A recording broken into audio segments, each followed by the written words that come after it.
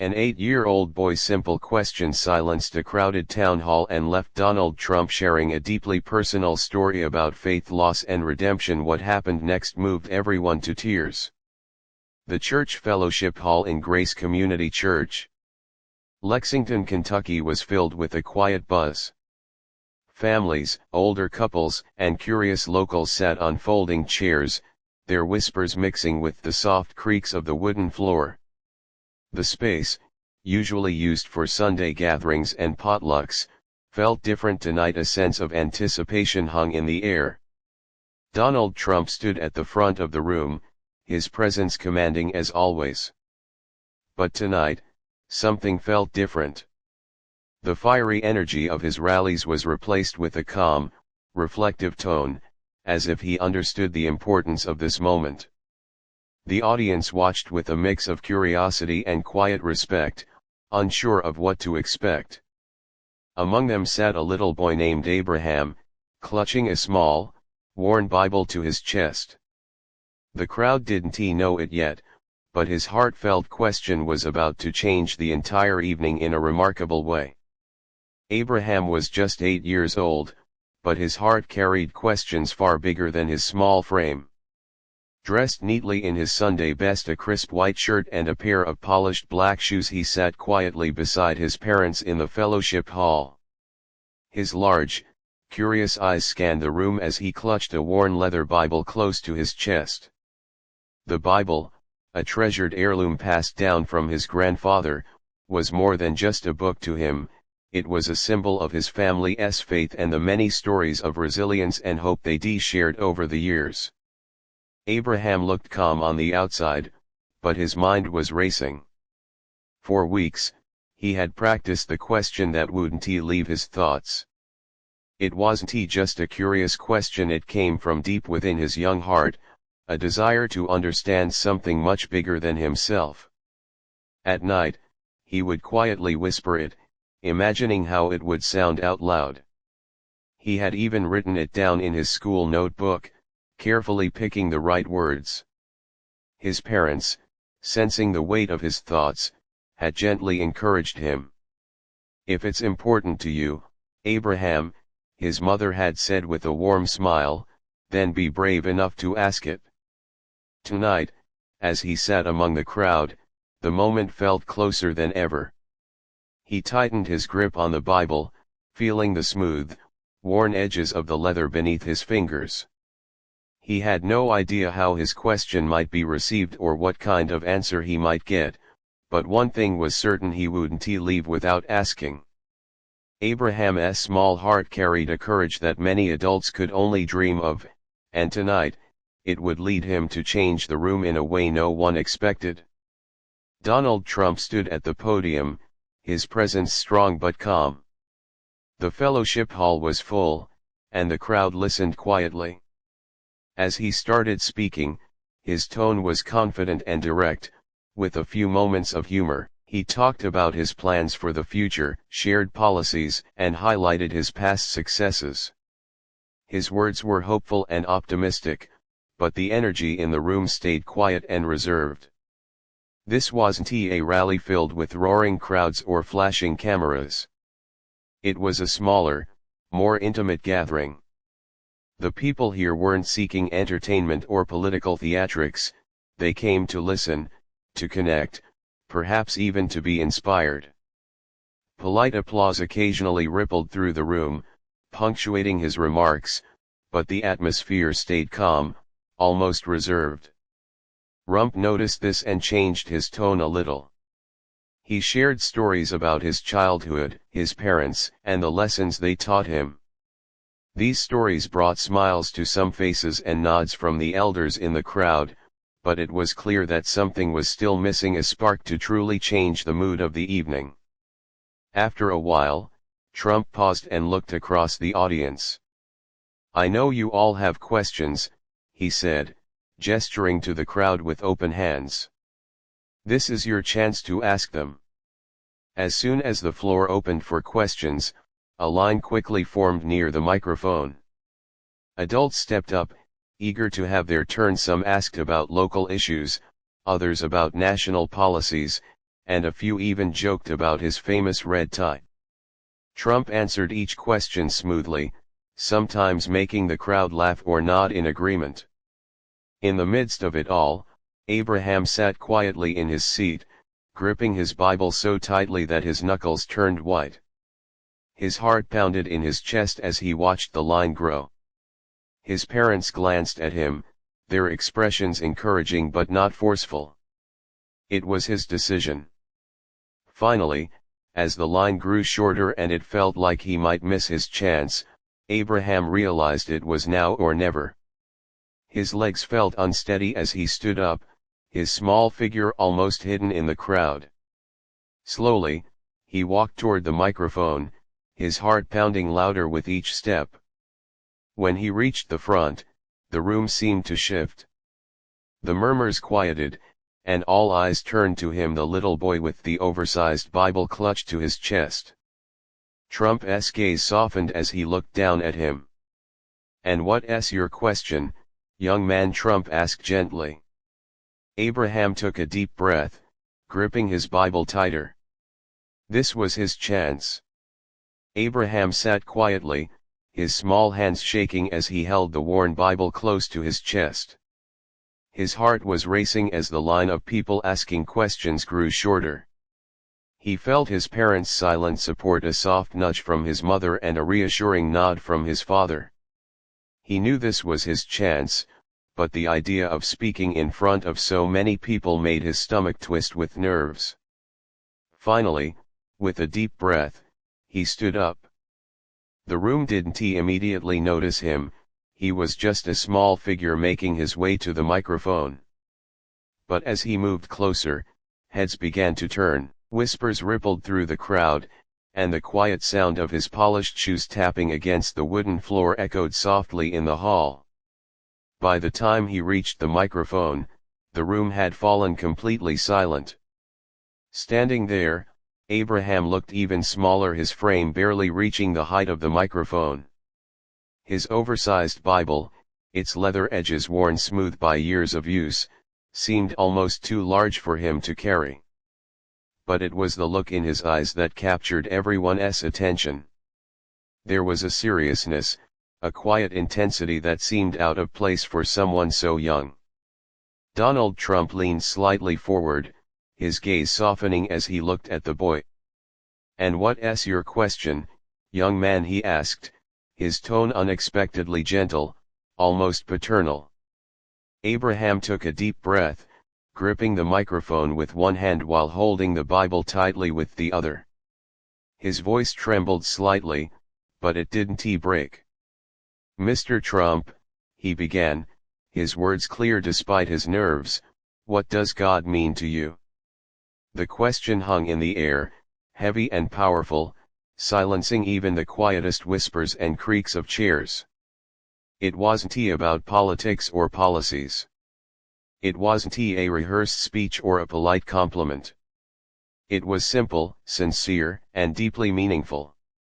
The crowd went still, their eyes moving between the boy and Trump. The question's simplicity held a depth no one had anticipated. In that moment, it wasn't just a child speaking, it was a question that touched everyone in the room. Trump didn't answer right away. For a man known for his quick responses and confident retorts, the pause was striking. He looked at Abraham, then at the Bible the boy clutched so tightly, and something in his demeanor shifted. His usual bravado softened, replaced by something deeper, something real. Donald Trump stood at the podium, his usual confidence tempered by an uncharacteristic pause. He looked at Abraham, then at the well-worn Bible the boy clutched tightly to his chest. The sincerity of the question, "What does God mean to you?" had clearly struck a chord.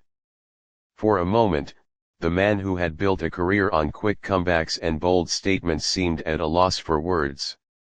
"That's a big question," he said, his tone reflective. "And to be honest, it's not one I've always had an answer to." The room remained still, every eye fixed on him. Trump took a deep breath and continued, "When I was about your age, Abraham, I remember sitting in church with my parents. Every Sunday, without fail, we'd be there, my father in his suit, my mother with her warm smile. I'd sit in those wooden pews, staring at the stained glass windows and listening to the pastor talk about God. Back then, I didn't really understand it. I'd hear words about faith, about trusting in something bigger than ourselves, but I didn't know what it all meant. I'd wonder if God was even listening to me. He paused, his expression softening further. As I grew older, life got more complicated. There were moments when I felt like I had it all: success, recognition, everything a person could want. But there were also moments when I felt lost, moments when things didn't go the way I planned. And in those times, I didn't always feel like God was there. Sometimes I was angry at him. Other times, I thought maybe he had forgotten about me. Trump's voice faltered slightly, and he glanced down, his fingers tapping lightly on the podium. But then something happened. I can't tell you the exact moment, but over time, I began to realize that faith isn't about always having the answers. It's not about everything making sense all the time. Faith is about trust. It's about believing that even when you don't see the whole picture, there's a greater purpose. It's about knowing that you're not alone, even in your hardest moments. He looked back at Abraham, his expression soft but resolute. What does God mean to me? God is the reminder that we're here for more than just ourselves. He's the one who gives us hope when things feel impossible, the one who tells us to keep going, even when we don't know what's ahead. And sometimes, like tonight, he reminds us of his presence through the simplest questions from the bravest voices. The crowd was utterly still, the gravity of his words sinking in. Abraham's eyes glistened as he held the Bible a little closer. Trump smiled faintly, his voice growing steadier. "Thank you for asking me that, Abraham. You reminded me of something important tonight, that faith isn't just something we talk about. It's something we live, step by step, even when it's hard." In that moment, the room was transformed. Trump wasn't just a leader or a public figure, he was a man sharing a piece of his heart. And as the silence lingered, it became clear that Abraham's question and Trump's response had left an indelible mark on everyone present. Donald Trump stepped back slightly from the podium, his gaze returning to the small boy standing before him. Abraham's question still lingered in the air, as powerful as it was simple. The room remained silent, every person captivated by the exchange. Trump's expression softened further, the usual sharpness in his features replaced by something almost paternal. "Abraham," he began, his voice gentle but firm, "I want to thank you. You have shown a kind of courage tonight that most adults could only hope for. To stand up here, in front of all these people, and ask such a big, important question, it takes bravery. And not just bravery, but wisdom too." The boy blinked up at him, his wide eyes shimmering with unspoken emotion. Trump paused for a moment, his words hanging deliberately in the silence. "You see," he continued, his tone steady, "what you've done here tonight isn't just about asking a question. You've reminded all of us, me included, of something we sometimes forget. Faith, belief, and purpose aren't things we should take for granted, they're questions worth asking, even when the answers aren't easy to find." Abraham swallowed hard, his small hands tightening around the worn leather Bible he held so close. A single tear rolled down his cheek, and his lip trembled slightly, but he didn't look away. Trump's words resonated with something deep inside him, something he couldn't quite express but felt all the same. The crowd, still silent, began to shift. People wiped their eyes, exchanged glances, and nodded quietly, as if they, too, had been moved by the simplicity and purity of the moment. Abraham's mother leaned slightly forward, her hand resting gently on his shoulder, her pride evident in her glistening eyes. Trump leaned forward slightly, closing the gap between himself and Abraham. "You've got a good heart, Abraham," he said, his voice soft but certain. "Don't ever stop asking questions like this. The world needs more people like you." Abraham nodded, his tears now a quiet stream down his cheeks. The applause started slowly, a single clap from somewhere in the back of the room, but soon the entire hall erupted in a wave of warmth and appreciation. Abraham turned to look at his mother, who gave him a reassuring smile, and in that moment, it was clear that his small voice had touched not just one man, but an entire room.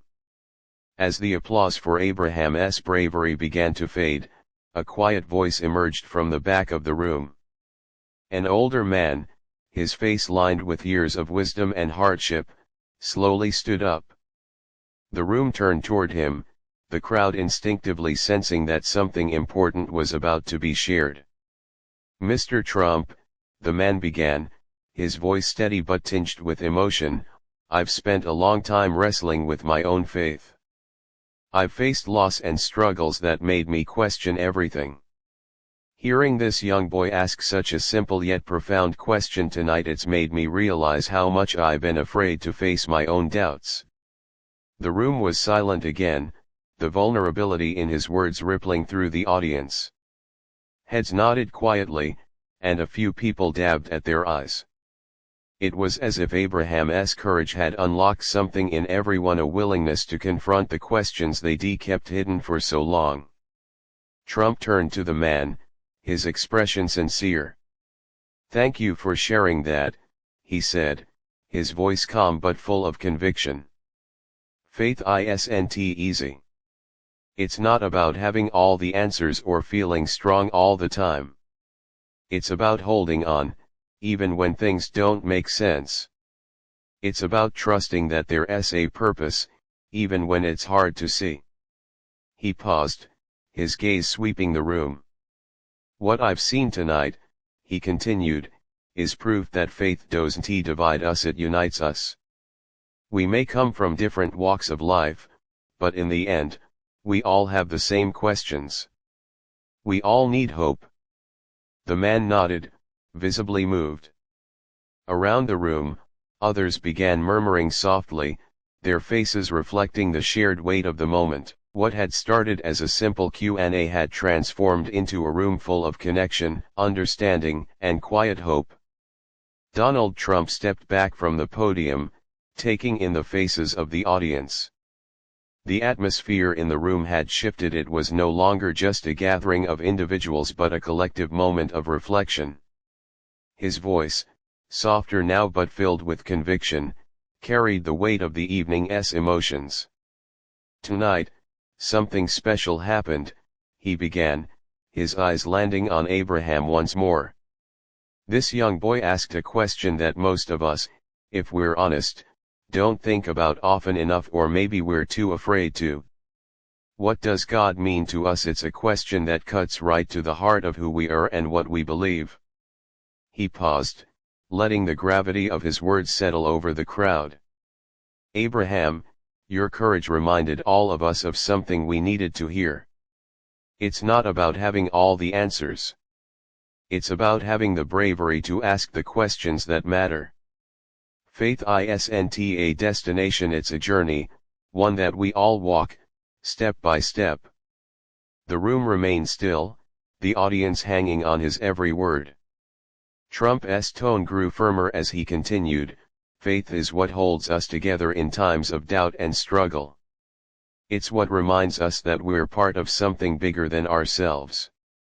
It's not about perfection or certainty, it's about trust and hope, even when the path ahead isn't clear." Turning back to the crowd, he added, "I want each of you to leave here tonight asking yourselves the same question Abraham asked me. What does God mean to you? And don't be afraid of the answer, Because faith isn't about knowing, it's about believing. He glanced back at Abraham with a small smile. Thank you, Abraham. You reminded us all tonight of what truly matters. As the crowd erupted into applause, the mood in the room was no longer one of polite curiosity but of unity and quiet inspiration. Trump's final words lingered in the hearts of everyone present. As the applause slowly subsided, Abraham stepped back from the microphone, his small shoulders rising and falling with a deep breath. His mother and father were waiting for him, their faces filled with pride. His mother knelt down and wrapped him in a tight embrace, whispering softly, "You were so brave, Abraham. Your question touched everyone here tonight." His father placed a hand on his shoulder, his eyes glistening. "We're so proud of you, son." Abraham's cheeks flushed as he managed a small smile, still clutching the worn Bible that had given him strength throughout the evening. Around them, the crowd began to stir, but the mood in the room had transformed. People who had come as strangers now exchanged smiles, handshakes, and quiet words of agreement. The hall, once filled with whispers of curiosity and polite applause, now resonated with a shared sense of connection and hope. It wasn't just Abraham's question or Trump's answer, it was the reminder that faith, courage, and humanity could bring people together in ways that words alone couldn't. As families began to leave, many paused to glance back at Abraham, the little boy with the big question who had reminded them all of what truly mattered. Tonight, we witnessed the power of a single question, a question that reminded us all of the importance of faith, courage, and connection. Abraham's bravery inspires us to reflect on our own beliefs and to ask the questions that truly matter. What does God mean to you? What gives your life purpose and hope? Take a moment to think about your own journey. Share your story of faith or a question that's close to your heart in the comments below. Let us start a conversation that uplifts and unites us. If this story touched you, don't keep it to yourself. Share it with someone who might need a little inspiration today. And for more heartwarming and thought-provoking stories, subscribe to our channel and turn on notifications. Together, we can celebrate the moments that bring us closer.